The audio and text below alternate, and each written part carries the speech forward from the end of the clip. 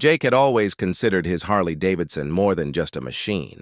It was his pride, his freedom, and the reward for years of hard work. Every Saturday morning, he would roll it out of the garage, polish the chrome until it gleamed like sunlight on water, and take it for a ride along the open country roads.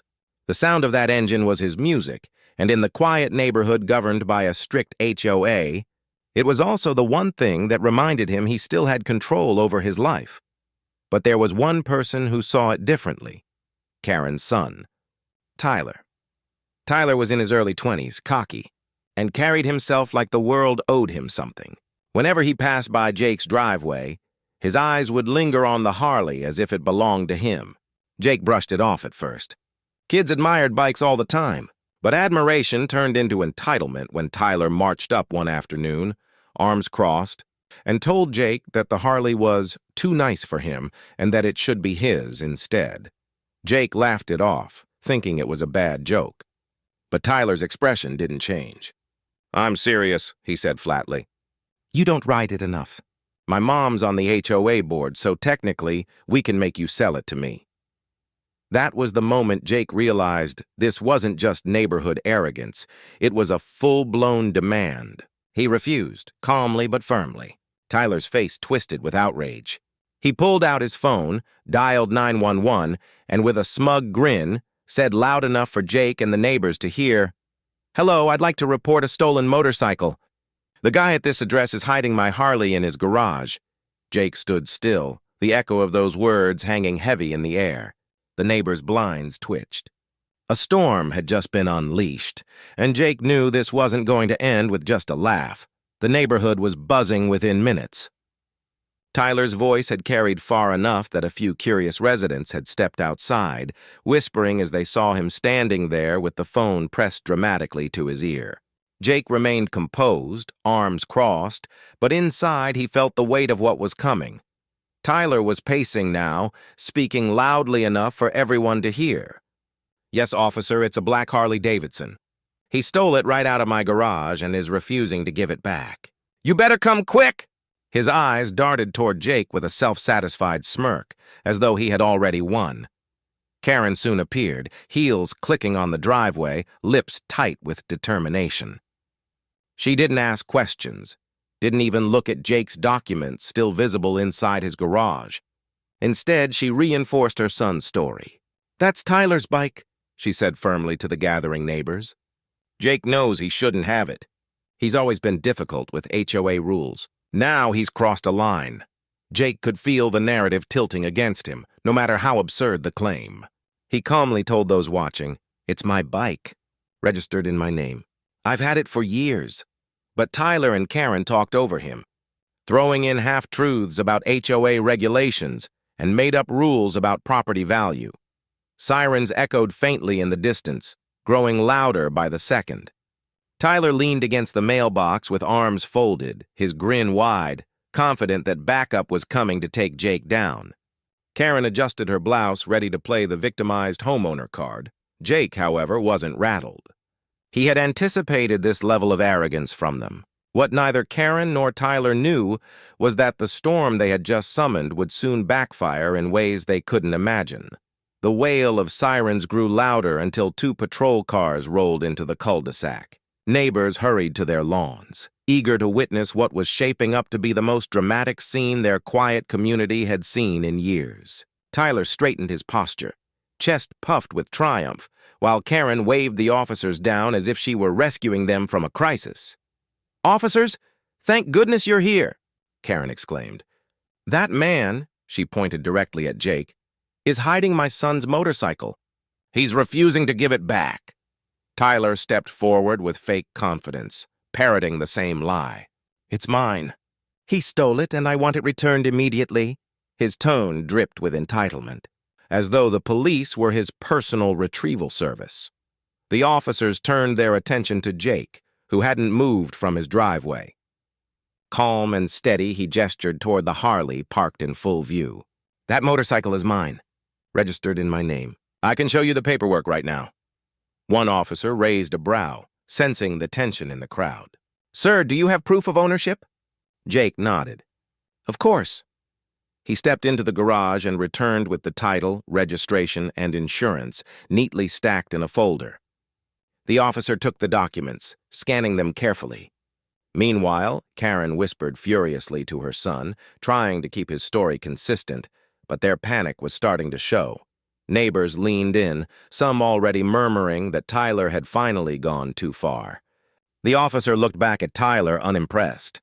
"You're telling me this bike is yours, but every piece of legal documentation says otherwise?" Tyler stammered, his arrogance faltering for the first time. Karen quickly interjected, trying to regain control. "There must be some misunderstanding. HOA rules say," but the officer cut her off sharply. "Ma'am, HOA rules don't override state property law, and if your son filed a false police report, that's a serious matter." Jake folded his arms, a quiet confidence radiating. He wasn't finished yet. There was still one card he hadn't played. Jake could see the cracks forming in Karen and Tyler's confidence. The officers had the documents in hand, the neighbors were whispering, and the weight of the truth was pressing down.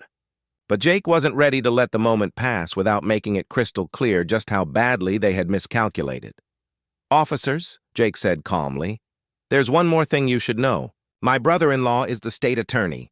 He's already aware of the harassment I've been dealing with from this family, and he told me to notify him if anything escalated." The effect was immediate. Karen's smug mask slipped, her eyes widening before she quickly tried to cover it with a tight smile. Tyler's jaw dropped, his earlier arrogance dissolving into a nervous laugh. You're bluffing," he muttered, though the tremor in his voice betrayed him. One of the officers, now much more attentive, asked, "Would you like us to contact him, sir?" Jake nodded, pulling out his phone. "Already ahead of you." He hit a speed dial, put the phone on speaker, and within seconds, a commanding voice answered. "This is the state attorney's office," came the voice. Jake explained the situation succinctly, describing the false report and the harassment. The attorney didn't waste time. "Officers, I'll be logging this into our records. Make sure you document everything. False reporting is a criminal offense, and this isn't the first complaint involving these individuals." The officers exchanged a look, their posture shifting. They were no longer just investigating a neighborhood squabble. They were standing in the middle of a case that had suddenly climbed the ladder to higher authority. Karen tried to laugh it off. "This is unnecessary. We can resolve this as neighbors," but the state attorney's voice cut through her excuse. "Ma'am, when you call in false claims and waste police resources, it's not a neighborly matter anymore. It's a legal one." The crowd of neighbors murmured louder now, some smiling at the long-overdue reckoning. Tyler's confidence had completely evaporated. His earlier demand for Jake's Harley, now nothing more than a dangerous lie, collapsing around him. The officers' demeanor shifted entirely, their focus no longer on Jake, but on Tyler. One of them pulled out a notepad while the other rested a hand near his duty belt. "Son, do you understand what happens when you knowingly file a false police report?" the officer asked, his tone firm. Tyler's bravado was gone. He stammered, his eyes darting to Karen for help. I just thought, it looked like mine." Karen stepped in quickly, trying to shield him. "He's young, he made a mistake, that's all. There's no need to blow this out of proportion." But the officer wasn't buying it. "Ma'am, your son made a direct accusation, called 911, and claimed this man stole his property. We arrived, reviewed documentation, and confirmed that was a lie. That's not a mistake. That's a crime." The crowd murmured louder, neighbors whispering about how Karen and Tyler had finally met their match. Some even pulled out their phones, recording the scene, their satisfaction clear. Jake stood quietly, letting the law do its work. He didn't gloat, but he also didn't back down. His calm presence made the contrast sharper. One side had the truth, the other had arrogance and lies. Tyler's face reddened and he kicked at the ground. "It's not fair! He doesn't even deserve that, Harley. I should—" "Enough!" the officer barked, silencing him. "Your opinion doesn't determine ownership. Legal documents do." Karen tried one last time, lowering her voice in a plea. "Officers, can't we just let this go?" No one needs to press charges, but Jake had already made sure it wasn't just up to him. The state attorney's office was officially involved, and the officers knew this wasn't something they could sweep under the rug. As the officers told Tyler he could be facing misdemeanor charges for false reporting, the smug smile that had started the day was long gone. Now he looked like what he truly was, a reckless kid who had bitten off more than he could chew. The neighborhood felt frozen in place as the officers finished warning Tyler about the seriousness of his actions. But before Karen could spin another excuse, Jake's phone buzzed again. It was the state attorney calling back. Jake answered on speaker, and the authoritative voice filled the driveway. "Officers, I've reviewed the preliminary details. This is not the first complaint filed against this household for harassment. I want you to document everything and forward it to my office. We're opening a formal case." Karen's face drained of color. She had built her reputation in the HOA as untouchable, always wielding her position on the board like a weapon. But in that moment, her authority meant nothing. Her son's lies had dragged them both into a storm that was much bigger than an HOA argument. "Ma'am," one officer said firmly, "we've been instructed to treat this as a criminal matter. Your son will be cited for filing a false report. Depending on how the attorney's office proceeds, this could escalate further." Tyler's voice cracked as he protested. "You can't do this! We're the victims here!" The officer shut him down immediately. "No, son, you are not the victim. You wasted police time, made a false accusation, and attempted to take someone else's property. That's the opposite of being a victim," neighbors whispered, some even chuckling quietly. The downfall of Karen's self-proclaimed authority was unfolding right before them. Karen tried to recover her composure, but it was clear the balance of power had shifted. Her once sharp tongue was now reduced to nervous muttering. Jake remained calm, watching silently as justice took shape. He had never wanted a fight, but if the HOA's queen and her arrogant son insisted on creating one, he was prepared to let the truth and the law win it for him. For the first time, Karen and Tyler realized their titles, threats, and fabricated rules couldn't shield them from real authority. The HOA's power had met the state's power, and it was no contest. The flashing patrol car lights reflected off Jake's Harley as the officers finished their reports. The cul-de-sac, once filled with whispers and doubt, now hummed with quiet satisfaction. Neighbors who had once tiptoed around Karen's dominance exchanged knowing looks, relieved to see someone finally stand firm. Tyler received a citation for filing a false police report, and the officer explained the next steps clearly. "You'll be required to appear in court. The state attorney will determine whether additional charges are filed." Karen tried to argue, but her words were thin, hollow. She knew her influence meant nothing here. The crowd began to disperse, some shaking their heads, others smiling at Jake. For years, Karen and her son had lorded over the neighborhood, twisting HOA rules to their advantage. Tonight, their empire of arrogance had crumbled in front of everyone. Jake walked back toward his Harley, running a hand along the chrome. It wasn't just about the bike anymore, it was about principle. He had stood his ground, kept calm, and let the truth speak for itself.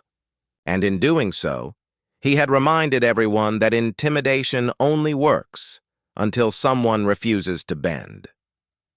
Karen and Tyler retreated into their house, but their legacy in the neighborhood was shattered. No one would take their words as authority again. Jake didn't celebrate, but the peace on his face said it all. Justice had finally been served. As the night grew quiet again, Jake reflected on the ordeal. Some neighbors use their power to control, others to intimidate. But when entitlement collides with real authority, the outcome is inevitable, and the question lingered in the minds of everyone who watched. What happens when arrogance meets the law? The answer had been written that night in bold, undeniable ink.